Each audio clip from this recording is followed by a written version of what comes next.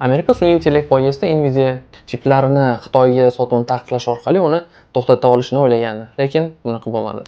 Bu yil 17-dekabrda Xitoyning sun'iy intellekt chip ishlab chiqaruvchisi MetaX kompaniyasi Shanxay birjasida IPOga chiqdi va narxi 700% gacha ko'tarildi. Ushbu firma aksiyalari IPOga chiqqan kundan 105 yuandan sotuvga chiqib, 830 yuangacha ko'tarildi va $600 million investitsiya jalb qildi. Bunchalik o'sishga sabab nima edi? Amerika Nvidia'ni H100 va H200 modeldagi chiplar sotuvini taqiqlagandan keyin Xitoy chip ishlab chiqarishni rivojlantirish uchun texnologik mustaqillik siyosatini boshlagandi. Investorlar bu turdagi aksiyalarni Xitoyda kelajakda qiymatlanishini bilib, ko'plab sotib olishgan. Ushbu kompaniyaning asoschisi AMD eski xodimi William Chen bo'lib, boshqa AMD va eski Nvidia xodimlari bilan birgalikda 2020-yilda ushbu kompaniyaga asos solishgan. Xo'sh, bu MetaX kompaniyasi rostdan ham Nvidiaga raqib bo'la oladimi?